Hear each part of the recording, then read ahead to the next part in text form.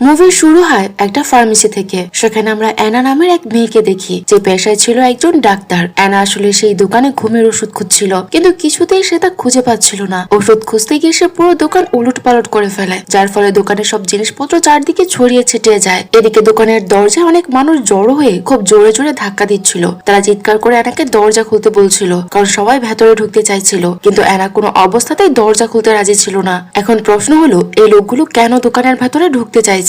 এটা বোঝার জন্য আমাদের কয়েকদিন আগের একটা ঘটনায় ফিরে যেতে হবে। সিনটি এখান থেকে মহাকাশের দিকে চলে যায়। আমরা দেখি যে একটি স্পেস শাটলে হঠাৎ আগুন ধরে যায় এবং সেটি পুরোপুরিভাবে ধ্বংস হয়ে প্রচন্ড গতিতে পৃথিবীর দিকে আছড়ে পড়ে। সংঘর্ষের সাথে সাথেই শাটলটি অনেকগুলো টুকরোয় ভেঙে যায়, আর মাত্র কয়েক মিনিটের মধ্যেই সেই টুকরোগুলো পৃথিবীর বিভিন্ন এলাকায় ছড়িয়ে পড়ে। যেসব জায়গায় স্পেস শাটলের টুকরোগুলো পড়েছিল, পুলিশ আর সরকারি সংস্থাগুলো সে পুরো এলাকা ঘিরে ফেলে, যাতে কোনো সাধারণ মানুষ সেগুলোর কাছে যেতে না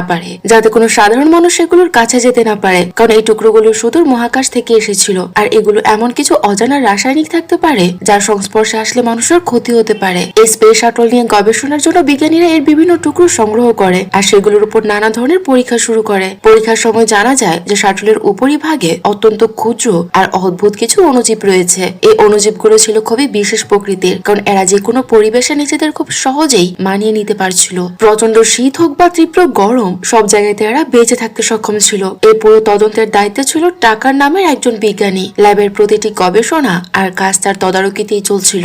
একদিন ল্যাবের সবকিছু পরীক্ষা করে সে যখন বাইরে বের হয়, তখন একটি মেয়ে তার কাছে আসে আর স্পেস শাটলের একটি ছোট টুকরো তার হাতে দেয়, যা সে রাস্তার কোথাও পড়ে থাকতে দেখেছিল। টাকার যখনই সেই টুকরোটি হাত দিয়ে স্পর্শ করে, ঠিক সেই মুহূর্তেই ওই অদ্ভুত অণুজীবগুলোর মধ্যে কিছু একটা তার হাত কামড়ে দেয় আর তার হাত থেকে সামান্য রক্ত বের হয়। কিন্তু টাকার বিষয়টি খুব একটা গুরুত্বের সাথে নেয়নি। রাতে যখন টাকার বাড়ি ফিরে ঘুমিয়ে পড়ে, ঠিক মাঝরাতে তার পুরো শরীর ধীরে ধীরে বিকৃত হতে শুরু করে। তাকে দেখে মনে হচ্ছিল যেন তার শরীরটা নিজে থেকে গলে যাচ্ছে বা পুড়ে যাচ্ছে। দৃশ্যটা ছিল যেমন ভয়ঙ্কর তেমনই বিভৎস। কিন্তু সবচেয়ে অবাক করা বিষয় হলো, সকালে যখন টাকার ঘুম ভাঙে, তখন সে একদম আগের মতোই স্বাভাবিক ছিল, যেন কিছুই হয়নি, পুরোপুরি একজন সুস্থ মানুষেরই মতো। এরপর টাকা ডাক্তার অ্যানাকে ফোন করে। এই সেই অ্যানা যাকে আমরা মুভির একদম শুরুতে দেখেছি। অ্যানা আসলে টাকার প্রাক্তন স্ত্রী। কয়েক বছর আগে তাদের ডিভোর্স হয়ে গেছে, তবে তাদের একটি ছেলেও আছে। টাকার মূলত তার ছেলের সাথে কথা বলার জন্য তাকে ফোন করেছিল, কিন্তু অ্যানা এতে রেগে গিয়ে তাকে বলে যে তুমি যখন খুশি আমাকে ফোন করতে পারো না, আমরা এখন আলাদা হয়ে গেছি আর আমাকে ফোন করার কোনো অধিকার তোমার নেই। তার কথা শুনে টাকার বলে যে সে শুধু তার ছেলের সাথে কথা বলতে চায়, কিন্তু অ্যানা পরিষ্কার তাকে জানিয়ে দেয় যে সে তার ছেলের সাথে কথা বলতে দেবে না। এতে টাকার বলে যে বাচ্চাটা শুধু তোমার নয়, ওর উপর আমারও অধিকার আছে, তুমি এমনটা আমার সাথে করতে পারো না। কিন্তু অ্যানা তার কথার কোনো জবাব না দিয়ে সাথে সাথেই ফোনটা কেটে দেয়। এরপর অ্যানা তার এক বন্ধুর সাথে কোথাও যায়। তার বন্ধুর নাম বেন, যে অ্যানার মতো একজন ডাক্তার। পথে অ্যানা বেনকে জানায় যে আজ টাকার তাকে ফোন করেছিল আর তার ছেলের সাথে কথা বলতে চেয়েছিল, কিন্তু অ্যানা বলে যে সে মোটেও চায় না যে টাকারের সাথে তার ছেলের কোনো সম্পর্ক থাকুক, কারণ যে মানুষের সাথে তার নিজের কোনো সম্পর্ক নেই, তার সাথে তার ছেলেরও কোনো সম্পর্ক থাকতে পারে না। কিন্তু বেন তাকে বোঝানোর চেষ্টা করে। সে বলে যে যাই হোক না কেন, টাকার তোমার ছেলের বাবা, আর তার বাচ্চার সাথে কথা বলার পূর্ণ অধিকার তার আছে। তুমি যা করছো তা একদমই ঠিক নয়। বেন আরো বলে যে দেখো, তোমার ছেলেরও তো তার বাবার প্রয়োজন আছে, বাবার সাথে সময় কাটানোর পুরো অধিকার ওরও আছে। তুমি তাদের বাবা ছেলের সম্পর্কটা নষ্ট করো না। তোমার ছেলের এখন যে বয়স, সেই বয়সে যেমন তার মার ভালোবাসাও প্রয়োজন, তেমনই তার বাবাকেও তার প্রয়োজন। তোমার ব্যক্তিগত সমস্যার কারণে তুমি নিজের সন্তানকে এভাবে শাস্তি দিতে পারো না। তাই তোমার উচিত টাকারকে তার ছেলের সাথে দেখা করতে দেওয়া। এতে তোমার ডিভোর্সের প্রভাব বাচ্চার উপর পড়বে না। বেনের কথা শুনে অ্যানারও মনে হয় যে সে হয়তো সত্যি ভুল করছে, সে একটু বাড়াবাড়ি করে ফেলছে। তাই পরদিন অ্যানা তার ছেলেকে টাকার কাছে রেখে আসতে যায়। তাদের ছেলের নাম জন।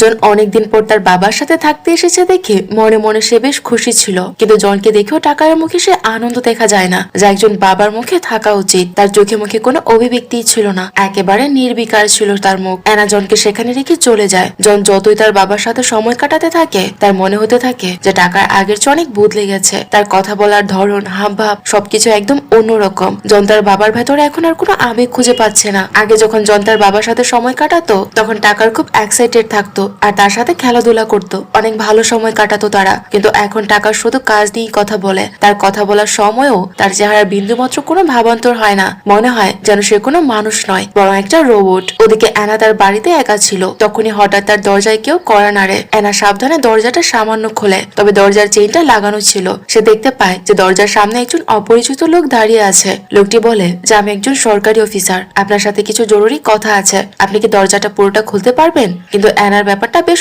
অদ্ভুত মনে হয়। পায়, কারণ এত রাতে কোনো সরকারি অফিসার কেন তার বাড়িতে আসবে। তাই অ্যানা বলে, আপনি একটু এখানেই দাঁড়ান, আমি ভেতর থেকে আসছি। এ বলে অ্যানা তার বন্ধু বেনকে ফোন করার জন্য ভেতরে যায়, কিন্তু তখনই সে দেখে যে লোকটি দরজার চেইন খুলে জোর করে ভেতরে ঢোকার চেষ্টা করছে। এটি দেখে অ্যানা তখনই ছুটে গিয়ে দরজা বন্ধ করার চেষ্টা করে। ওদিকে লোকটি খুব অদ্ভুত আচরণ করছিল, যেন তার নিজের নড়াচড়ার উপর তার কোনো নিয়ন্ত্রণই নেই। অ্যানা কোনো মতে দরজাটা বন্ধ করে দেয়। তখন সেই লোকটি দরজার কাছ দিয়ে অ্যানার দিকে এক দৃষ্টে তাকিয়ে থাকে। তার চেহারায় কোনো অভিব্যক্তি ছিল না। কয়েক সেকেন্ড এভাবে তাকিয়ে থাকার পর সে সেখান থেকে চলে যায়। অ্যানা খেয়াল করে যে ওই লোকটার মুখে কোনো এক্সপ্রেশনই ছিল না, ঠিক যেমনটা সে টাকারের মুখে দেখেছিল। আসলে আজ সারাদিন অ্যানা এমন অনেক মানুষকে দেখেছে যাদের চেহারা থেকে সব আবেগ যেন উড়ে গেছে। অ্যানা বুঝতেই পারছিল না যে এসব কি হচ্ছে, এই লোকগুলোই বা কারা, আর ওই লোকটা কেনই বা তার বাড়িতে এসেছিল। এই সব সাতপাঁচ ভেবে তার মনের ভেতর ভয় ধীরে ধীরে দানা বাঁধতে শুরু করে। পরদিন সকালে যখন অ্যানা তার চেম্বারের দিকে যায়, তখন রাস্তার পরিবেশ দেখে সে আরো বেশি আতঙ্কিত হয়ে পড়ে, কারণ আজ আশেপাশের বেশিরভাগ মানুষই খুব অদ্ভুত আচরণ করছিল। কেউ কারোর সাথে কোনো কথাই বলছিল না, শুধু চুপচাপ নিজের কাজে মগ্ন ছিল। কিছু লোক তো রাস্তার একধারে লাইন দিয়ে সোজা হয়ে দাঁড়িয়েছিল। সবার মুখমণ্ডল একদম ভাবলেশহীন, কোনো অভিব্যক্তি নেই, কোনো আবেগ নেই। কিছু লোক একদৃষ্টে একদিকে তাকিয়েছিল, আর কিছু লোক কোনো কারণ ছাড়াই শুধু সোজা হেঁটে যাচ্ছিল। দেখে মনে হচ্ছিল যেন তাদের ভেতরে কোনো মনুষ্যত্বই অবশিষ্ট নেই। এনা কিছুতেই বুঝে উঠতে পারছিল না যে হঠাৎ সবার কি হয়ে গেছে। ভয়ে ভয়ে সে দ্রুত তার চেম্বারে পৌঁছায় আর ইন্টারনেট ঘেটে এই বিষয়ে অনুসন্ধান করতে শুরু করে। যদিও অনলাইনে সে খুব একটা স্পষ্ট তথ্য পায় না, তবে সে দেখে যে ইতিমধ্যে প্রায় 2 লাখ মানুষ একই ধরনের অভিজ্ঞতার কথা লিখেছে, যে তাদের আশেপাশের মানুষজন হঠাৎ বদলে গেছে। তাদের আবেগ, তাদের অনুভূতি সবই যেন গায়েব হয়ে গেছে। অর্থাৎ সবার মধ্যেই ঠিক সেই একই পরিবর্তন দেখা যাচ্ছিল যা অ্যানা পথে আসতে আসতে দেখেছে। এসব জানতে পেরে অ্যানা গভীর চিন্তায় পড়ে যায়। সেই বিষয়ে কথা বলার জন্য তখনই তার বন্ধু ব্যানের কাছে যায়। সেখানে আরো একজন ডাক্তার উপস্থিত ছিল, আর সেও এই বিষয়ের উপরে গবেষণা করছিল।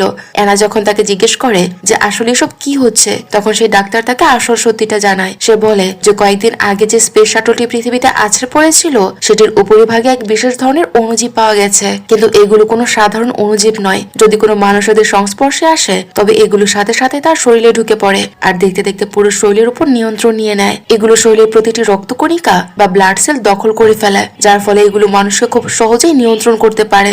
বর্তমানে মানুষের সাথে যা কিছু ঘটছে তার সবকিছুর মূলেই রয়েছে সেই স্পেস শাটলের অণুজীবগুলো। যেহেতু এই অণুজীবগুলো অন্য গ্রহ থেকে এসেছে, তাই এদের থামানোর মতো কোনো ওষুধ বা চিকিৎসা পদ্ধতি এখনো নেই। এসব শুনে অ্যানা মারাত্মকভাবে ঘাবড়ে যায়। তার মাথায় সাথে সাথেই চিন্তা আসে যে দ্রুত তার নিজের ছেলেকে টাকার কাছ থেকে ফিরিয়ে আনতে হবে, কারণ সে ভালো করেই জানতো যে স্পেস শাটলের উপর হওয়া সব গবেষণার দায়িত্ব ছিল টাকারের, আর তাই তার শরীরের এই ভিনগ্রহী জীব থাকার সম্ভাবনা প্রবল। তাই আর এক মুহূর্ত সময় নষ্ট না করে অ্যানা টাকারের বাড়ি পৌঁছায়। সে টাকারকে গিয়ে বলে যে আমি আমার ছেলেকে নিতে এসেছি, কিন্তু টাকার খুব শান্ত গলায় বলে যে জন এখন বাড়িতেই নেই, সে টাকার এক বন্ধুর বাড়িতে গেছে। এটা শুনে অ্যানা প্রচন্ড রেগে যায়। ড্রয়িং রুমে অ্যানা কিছু অদ্ভুত মানুষকে দাঁড়িয়ে থাকতে দেখে, কিন্তু সে সেদিকে কোনো পাত্তা না দিয়ে সোজা উপরের জনের ঘরে চলে যায়। সেখানে গিয়ে সে জনের কাপড় চোপড় আর জিনিসপত্র গোছাতে শুরু করে। সে টাকারকে বকাবকি করে বলতে থাকে যে তার অনুমতি ছাড়া জনের কোথাও যাওয়া উচিত হয়নি। অ্যানার আগে ফেটে পড়ে আর বলে যে জনকে তোমার কাছে রেখে যাওয়াটাই আমার উচিত হয়নি, আমি এখনই ওকে আনতে যাচ্ছি।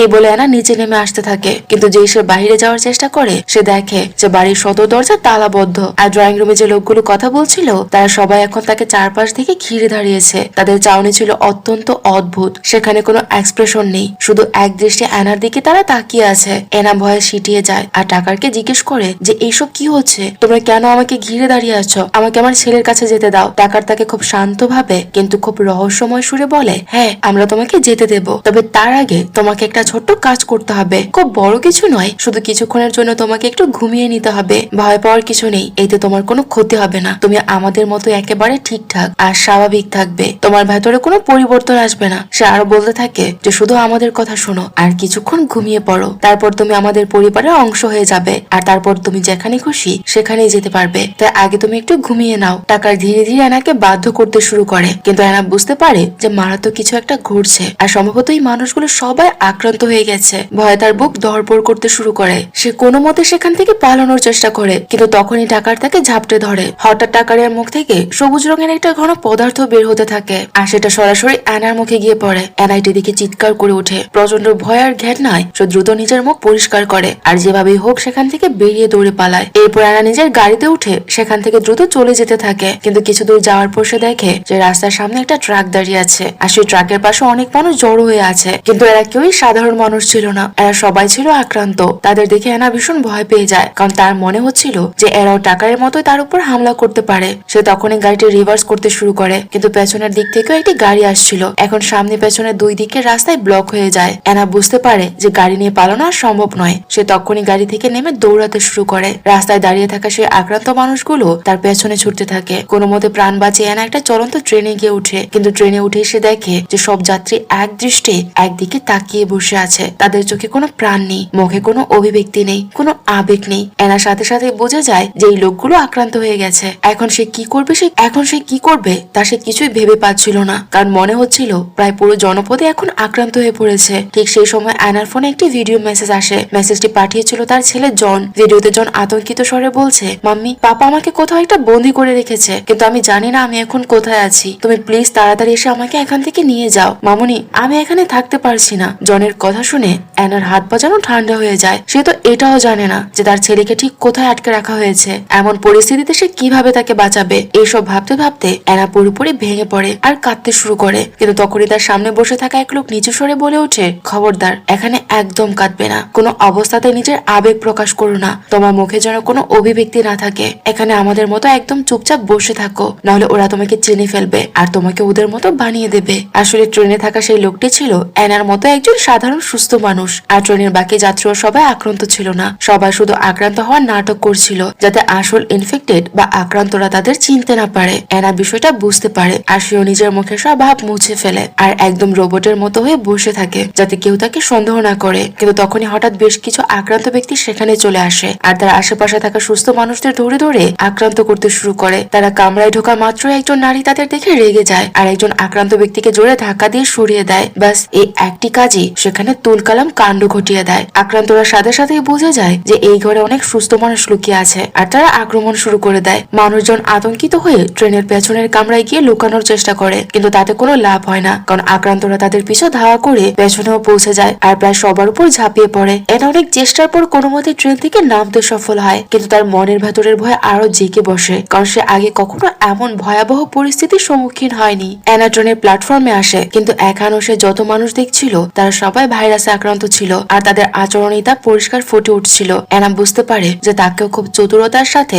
ওদের মতোই আচরণ করতে হবে, যাতে কেউ তাকে বুঝতে না পারে যে সে একজন সুস্থ মানুষ। সে খুব সাবধানে প্ল্যাটফর্ম আর রাস্তা দিয়ে এগোতে থাকে, কিন্তু যখন সে প্রধান সড়কে আসে তখন দেখে যে যদি কোনো মানুষ সেখানে নিজের আবেগ দেখায়, সে হাসুক বা কাঁদুক বা রেগে যাক, সাথে সাথে পুলিশ এসে তাকে ধরে ফেলছে, কারণ ততক্ষণে পুলিশ কর্মকর্তারাও সেই ভাইরাসে আক্রান্ত হয়ে গিয়েছে। বাইরে তখন প্রচন্ড রোদ আর হাঁটতে হাঁটতে অ্যানার কপাল বারবার ঘামে ভিজে যাচ্ছিল। এর মধ্যে একজন পুলিশ অফিসার তাকে দেখে ফেলে। সে কাছে এসে চুপি চুপি বলে, তোমার কপালে অনেক ঘাম জমেছে, তাই তোমার উচিত এখনই এখান থেকে সরে যাওয়া, না হলে সবাই বুঝে ফেলবে যে তুমি এই ভাইরাসে আক্রান্ত নও। আসলে সেই পুলিশ অফিসারটিও পুরোপুরি সুস্থ ছিল, কিন্তু নিজেকে বাঁচাতে সে আক্রান্ত হওয়ার ভান করছিল। অ্যানা দ্রুত নিজের বাড়ির দিকে দৌড়ে পালায়। বাড়ি পৌঁছে সে হন্যে হয়ে নিজের ছেলেকে ডাকতে শুরু করে। আসলে অ্যানার মনে একটা ভয় জেগে বসেছিল যে জন যদি কোনোভাবে ওখান থেকে পালিয়ে আসতে পারে তবে কি হবে, কিন্তু তার এই ভয় পেয়ে কোনো লাভই ছিল না, কারণ তার কাছে এখন আর কোনো বিকল্প পথ খোলা নেই। অ্যানা তার বন্ধু বেনের কাছে যায়। এরপর তারা দুজনে মিলে সেই ডাক্তারের কাছে পৌঁছায়, যে ভাইরাসের অণুজীব নিয়ে গবেষণা করছিল। ডাক্তার তাদের জানায় যে ভাইরাসটি আসলে অত্যন্ত বিপজ্জনক, তবে সবচেয়ে চমকপ্রদ তথ্য হলো কোনো মানুষ যদি এই ভাইরাসের সংস্পর্শে আসার পর জেগে থাকে তবে তার শরীরের কোনো প্রভাব পড়ে না, কিন্তু যদি কেউ ভুলবশত ভাইরাসের সংস্পর্শে আসার পর ঘুমিয়ে পড়ে তবে ভাইরাসটি সরাসরি তার মস্তিষ্কে পৌঁছে যায় আর তার পুরো শরীরে ছড়িয়ে পড়ে। এর ফলে সেই ব্যক্তি পুরোপুরি অন্যের নিয়ন্ত্রণে চলে যায় আর নিজের ইচ্ছায় সে কিছুই করতে পারে না। আসলে এই কারণে মানুষজন এমন অদ্ভুত আর অজানা আচরণ করছিল। ডাক্তারের কথা শুনে অ্যানা আর বেন বুঝতে পারে যে মানুষ না ঘুমানো পর্যন্ত এই ভাইরাস শরীরে সক্রিয় হতে পারে না। তাই তারা দুজন মিলে সিদ্ধান্ত নেয় যে যেহেতু তারা এখনো সুস্থ আছে, তাই যত কষ্টই হোক তারা আর কখনোই ঘুমানোর ভুল করবে না। এমনকি তারা একে অপরের উপর নজর রাখবে যাতে কেউ ভুল করেও ঘুমিয়ে না পড়ে। ডাক্তার তাদের জানায় যে এখান থেকে প্রায় 80 কিলোমিটার দূরে একটি ল্যাব আছে। সেই ল্যাবে এমন কিছু ওষুধ আছে যা ব্যবহার করে তারা বেশ কয়েকদিন না ঘুমিয়ে থাকতে পারবে। তখনই তারা সবাই মিলে সেই ল্যাবের দিকে রওনা হওয়ার সিদ্ধান্ত নেয়, কিন্তু অ্যানা এই প্রস্তাবে রাজি হয় না, কারণ সে তার ছেলে জনের জন্য খুবই চিন্তিত ছিল। জনকে একা ফেলে সে কোথাও যাবে না। তখনই সিসিটিভির মাধ্যমে তারা দেখতে পায় যে অনেক আক্রান্ত মানুষ সেখানে পৌঁছে গেছে আর তাদের দিকে এগিয়ে আসছে। তারা সাথে সাথে পুরো বিল্ডিং তল্লাশি করতে শুরু করে, কিন্তু আক্রান্তরা তাদের কাছে পৌঁছানোর আগেই তারা সবাই মিলে কোনো মতে পেছনের দরজা দিয়ে বাইরে বেরিয়ে যেতে সক্ষম হয়। রাস্তায় পৌঁছে তারা সবাই আক্রান্ত মানুষদের মতো ভাবলেশহীন ভাবে দাঁড়িয়ে থাকে, যাতে কেউ তাদের ওদের চিনতে না পারে, কারণ সেই সময় রাস্তায় প্রচুর মানুষ ছিল আর তাদের বেশিরভাগই ছিল আক্রান্ত। কিন্তু তখনই তারা দেখে যে কয়েকজন আক্রান্ত পুলিশ অফিসার এক নারীকে জোর করে ধরে নিয়ে যাচ্ছে। এই নারীটি ছিল অ্যানারই একজন পেশেন্ট। সেই নারী চিৎকার করে বলছিল, আমাকে ছেড়ে দাও, আমি ঘুমিয়ে পড়েছিলাম, তারপর আমার আর কিচ্ছু মনে নেই। কিন্তু পুলিশ তার কোনো কথাই শুনছিল না আর তাকে জোর করে নিয়ে যায়। এই পুরো ঘটনাটি অ্যানার কাছে খুব অদ্ভুত মনে হয়। সে ভাবে যে ওই নারী যদি ঘুমিয়ে পড়েছিল তবে সে এখনো স্বাভাবিক রয়ে গেল কিভাবে? সে কেন ভাইরাসে আক্রান্ত হলো না? এই প্রশ্নটি অ্যানার মাথায় বারবার ঘুরপাক খাচ্ছিল। কিছু দূর গিয়ে তারা একটি পরিকল্পনা করে। তাদের প্ল্যানটি ছিল বেনের 2 ডাক্তার বন্ধু 80 কিমি দূরে সেই ল্যাবে যাবে যাতে সেখান থেকে ওষুধ নিয়ে আসতে পারে, আর বেন ও অ্যানা শহরের দিকে যাবে যাতে জনকে খুঁজে বের করা যায়। তাদের প্ল্যান অনুযায়ী তারা তাই করে। 2 ডাক্তার ল্যাবের দিকে চলে যায় আর বেন ও অ্যানা শহরের উদ্দেশ্যে রওনা দেয়। পথে অ্যানা বেনকে সেই নারীটির ঘটনার কথা বলে। সে বলে যে বেন, তুমি কি খেয়াল করেছো ওই নারীটি বারবার বলছিল যে সে ঘুমিয়ে পড়েছে, কিন্তু তার সত্ত্বেও সে ভাইরাসে আক্রান্ত হয় না। তার কারণ কি বলতো? বেন উত্তর দেয় যে হ্যাঁ, আমি ওটা খেয়াল করেছি, কিন্তু ওই নারী তো তোমারই পেশেন্ট ছিল, তাই না? তোমার কাছে কি ওর কোনো রিপোর্ট আছে?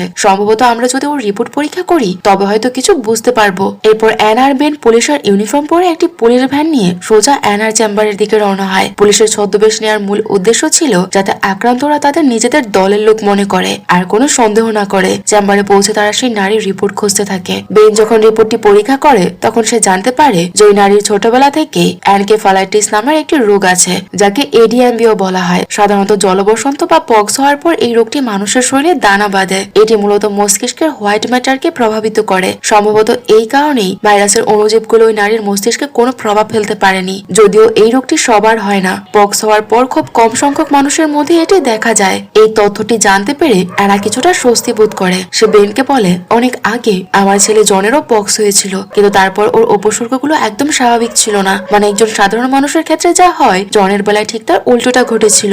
ওর শরীরে এমন কিছু অদ্ভুত পরিবর্তন হয়েছিল যা সাধারণ পক্সের ক্ষেত্রে হয় না। সবচেয়ে গুরুত্বপূর্ণ ব্যাপার হলো আমরা যখন জনের পরীক্ষা করেছিলাম তখন ওর রিপোর্টেও এডিএমপি পাওয়া গিয়েছিল। এর অর্থ হলো অ্যানার ছেলে জন এখন নিরাপদ আছে আর ভাইরাসের কোনো প্রভাব ওর উপর পড়বে না। সম্ভবত এই কারণেই বাবার সাথে থাকা সত্ত্বেও জন এখন পর্যন্ত আক্রান্ত হয়নি আর সে বারবার তার মাকে ভিডিও মেসেজ পাঠাতে পারছে। যদি সে আক্রান্ত হতো তবে এতক্ষণে তার শরীরে ভাইরাসের লক্ষণ দেখা যেত। এই ভেবে অ্যানা অনেকটা নিশ্চিন্ত হয়। কিছুক্ষণ পর বেন তার ডাক্তার বন্ধু হ্যান্ডিকে ফোন করে। হ্যান্ডি ততক্ষণে ল্যাবে পৌঁছে গেছে আর না ঘুমানোর ওষুধ সংগ্রহ করছে। বেন তাকে সেই নারীর অদ্ভুত ঘটনাটি জানায়। সে বলে যে আমরা রাস্তায় যে নারীকে দেখেছিলাম তার শরীরে আসলে এডিএমবি বিদ্যমান ছিল, যার ফলে সে ঘুমিয়ে পড়ার পরও ভাইরাস তার মস্তিষ্কের কোনো ক্ষতি করতে পারেনি। অর্থাৎ যাদের শরীরে এডিএমবি আছে তাদের উপরে এই ভাইরাসের কোনো ক্ষমতা নেই। বেন আরো বলে যে আমরা যদি এই এডিএমবি নিয়ে আরো গবেষণা করি তবে হয়তো এই ভাইরাসের প্রতিষেধক বা ভ্যাকসিন তৈরি করতে পারবো, এমন কোন ভ্যাকসিন যা ভাইরাসকে আমাদের শরীরে অকেজু করে দেবে।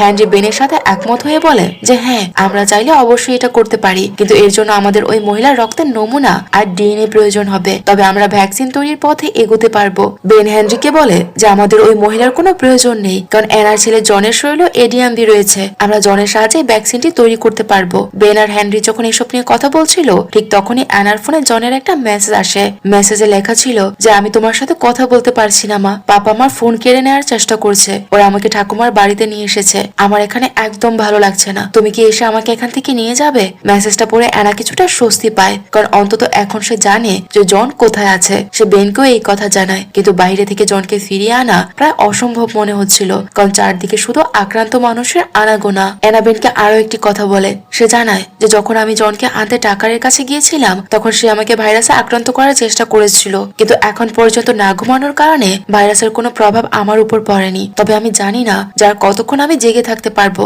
এটা শুনে বেন বেশ চিন্তিত হয়ে পড়ে। কিছুক্ষণ পর তারা দুজনে ছদ্মবেশে আবার গাড়ি নিয়ে বেরিয়ে পড়ে। অনেকটা পথ যাওয়ার পর বেন অয়নাকে একটি নিরাপদ জায়গায় নামিয়ে দেয়। তারপর বেন সাহস করে নিজের গাড়িটি প্রচন্ড গতিতে চালাতে থাকে যাতে রাস্তার পুলিশ অফিসারদের নজর তার দিকে যায় আর এনা সেখান থেকে নিরাপদে বেরিয়ে যেতে পারে। এভাবে এনা সে বিপজ্জনক এলাকা পার হতে সক্ষম হয়। এরপর সে শহরের প্ল্যাটফর্মে পৌঁছায় যেখানে শত শত আক্রান্ত মানুষ ছিল। এরা সেখানে খুব সাবধানতার সাথে তাদের মতো অভিনয় করতে থাকে যাতে কেউ তাকে সন্দেহ না করে। তারপর সে প্ল্যাটফর্মে দাঁড়িয়ে থাকা একটি ট্রেনে উঠে পড়ে। ট্রেনে সব যাত্রীদের দেখে বোঝা যাচ্ছিল যে তারা সবাই ভাইরাসে আক্রান্ত।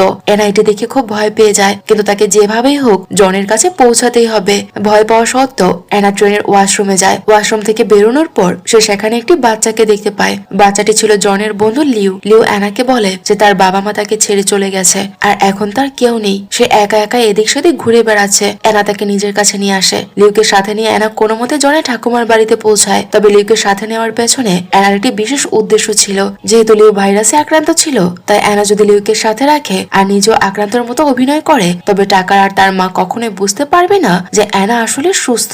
লিউকে সাথে নিয়ে অ্যানা যখন ওই বাড়িতে পৌঁছায়, টাকার আর তার মা ভাবে যে অ্যানাও সম্ভবত ভাইরাসে আক্রান্ত হয়েছে, তাই তারা অ্যানার সাথে খুব ভালো ব্যবহার করে, এমনকি সবাই মিলে একসাথে লাঞ্চও করে। কিছুক্ষণ পর অ্যানার ফোনে একটি কল আসে। ফোনটি ছিল তার ছেলে জনের। অ্যানা ফোন রিসিভ করে আর জনের সাথে খুব সাবধানতার সাথে কথা বলে, যাতে টাকার আর তার মা বিন্দুমাত্র বুঝতে না পারে যে সে আসলে সুস্থ আর সচেতন। জন অ্যানাকে জানায় যে তার বাবা তাকে বাড়ির একটি গোপন জায়গায় বন্দি করে রেখেছে। লাঞ্চ দ্রুত শেষ করে অ্যানা তখনই তার ছেলেকে খুঁজতে বেরিয়ে পড়ে। কিছুক্ষণের মধ্যে অ্যানা তার ছেলে জনকে খুঁজে পায়। অনেক পরিশ্রম আর বিপদের পর নিজের সন্তানকে ফিরে পেয়ে সে খুব খুশি হয়। সুযোগ বুঝে অ্যানা জনকে নিয়ে পালানোর চেষ্টা করে, কিন্তু ঠিক তখনই টাকার আর তার সঙ্গীরা তাদের দেখে ফেলে। তারা দুজনেই মাছেলের পিছু ধাওয়া করতে শুরু করে। অ্যানা আর জন কোনো মতে একটি বেসমেন্টে গিয়ে লুকানোর চেষ্টা করে, কিন্তু টাকার তাদের দেখে ফেলে। সে জনকে মেরে ফেলার চেষ্টা করলে অ্যানা পেছন থেকে একটি লাঠি দিয়ে টাকার মাথায় সজোরে আঘাত করে তাকেই মেরে ফেলে। এরপর অ্যানা তার ছেলে জনকে নিয়ে সেখান থেকে নিরাপদে বেরিয়ে আসে। কিছু পথ যাওয়ার পর অ্যানা একটি ফার্মেসি দেখতে পায়। সে জনকে নিয়ে সে ফার্মেসিতে ঢুকে,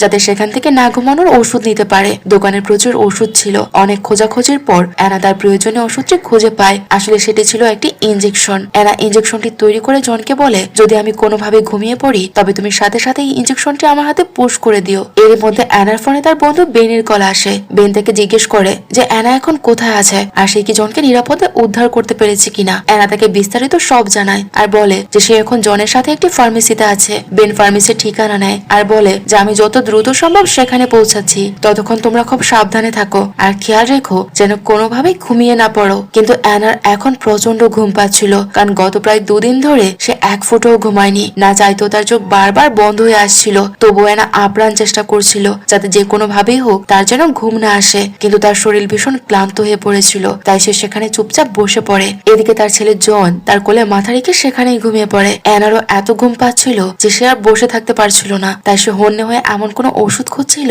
যা সেবন করলে তার সব ঘুম উড়ে যাবে। কারণ যাই হয়ে যাক, তাকে কোনো অবস্থাতেই ঘুমানো চলবে না। ঠিক সেই সময় ফার্মেসির দরজায় কেউ জোরে জোরে ধাক্কা দিতে শুরু করে। এটি সেই সিন যা আমরা সিনেমার শুরুতে দেখেছিলাম। কিন্তু অ্যানা দরজা একদমই খোলে না, কারণ সে জানতো যে দরজার উপাশে নিশ্চিতভাবে আক্রান্ত মানুষগুলোই আছে। কিছুক্ষণ পর বাইরে দাঁড়িয়ে থাকা লোকগুলো চলে যায়। তবু অ্যানা ফার্মেসিতে না ঘুমানোর ওষুধটি খুঁজে পাচ্ছিল না। অবশেষে ক্লান্তি সইতে না পেরে সে সেখানেই বসে গভীর ঘুমে তলিয়ে যায়। কিন্তু তখনই তার ছেলে জন বিষয়টি খেয়াল করে আর সাথে সাথে ইনজেকশনটি তার শরীরে পুশ করে দেয়। ইনজেকশনের প্রভাবে অ্যানার সাথে সাথে জেগে ওঠে। আসলে অ্যানা তখনও পুরোপুরি আচ্ছন্ন হয়ে পড়েনি, তাই সে এখনো পুরোপুরি সুস্থ ছিল। সে মূলত এজন্যই জনকে ইনজেকশন দেওয়ার কথা বলে রেখেছিল, যাতে সে যত গভীর ঘুমেই থাকুক না কেন, ইনজেকশনের ধাক্কায় যেন তার ঘুম ভেঙে যায়। কিছুক্ষণ পর বেন ফিরে এসে ফার্মেসির দরজা বন্ধ করে দেয়। অ্যানা তাকে দেখে বেশ খুশি হয় আর সাথে সাথে তাকে জড়িয়ে ধরে। কিন্তু তখনই অ্যানার কাছে বেনের আচরণ কিছুটা অদ্ভুত মনে হতে থাকে, কারণ সে বেনের ভেতর এখন আর কোনো মানবিক অনুভূতি দেখতে পাচ্ছিল না। অ্যানা বোঝা যায় যে বেনও এখন ভাইরাসে আক্রান্ত হয়ে গেছে। অ্যানা তাকে সেখানে শেষ করে দিতে চায়। সে বেনের দিকে বন্দুক তাক করে,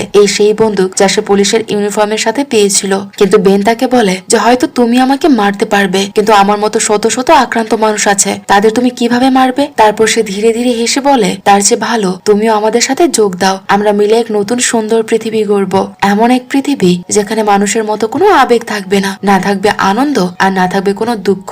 সেখানে কোনো রাগ অহংকার কোনো কিছুই থাকবে না, সবকিছু একদম শান্ত আর সুশৃঙ্খল থাকবে। বেন আরো বলে যে তুমি কি দেখোনি যে ভাইরাস আসার পর পৃথিবী কতটা শান্ত হয়ে গেছে, তাই তুমিও আমাদের দলের অংশ হয়ে যাও। অ্যানা তখন শান্ত গলায় জবাব দেয় যে ঠিক আছে, কিন্তু আমার মতো মানুষদের কি হবে? আমার ছেলে জনের মতো মানুষ যারা কিনা ভাইরাসে কখনোই আক্রান্ত হতে পারবে না, তাদের কি হবে? বেন শীতল কণ্ঠে বলে, ঠিক এই কারণে আমরা ওদের সবাইকে শেষ করে দেব, যাতে ওরা আমাদের পৃথিবীর শান্তি নষ্ট করতে না পারে। যারা আক্রান্ত হবে না, আমাদের পৃথিবীতে তাদের কোনো জায়গা নেই, তাদেরকে আমরা মেরে ফেলবো আর আমরা আমাদের পৃথিবীটা একটা শান্তির জায়গা বানিয়ে ফেলবো। এই কথা বলার সাথে সাথেই বেন ফার্মেসির দরজা খুলে দেয় আর দরজা খোলার সাথে সাথেই বেনের মতো ডজন ডজন আক্রান্ত মানুষ ভেতরে ঢুকে পড়ে। তাদের সবার একমাত্র উদ্দেশ্য ছিল জনকে মেরে ফেলা। অ্যানা নিরুপায় হয়ে যায়। সে একে একে সব আক্রান্ত মানুষকে গুলি করতে শুরু করে, কিন্তু সে বেনকে গুলি করতে পারছিল না, কারণ বেন ছিল তার সবচেয়ে ভালো বন্ধু। শেষমেশ অ্যানা বেনের পায়ে গুলি করে আর সুযোগ বুঝে জনকে নিয়ে বাইরের রাস্তার দিকে দৌড়ে পালায়। রাস্তার ওপারে বেনের গাড়িটি দাঁড়িয়েছিল,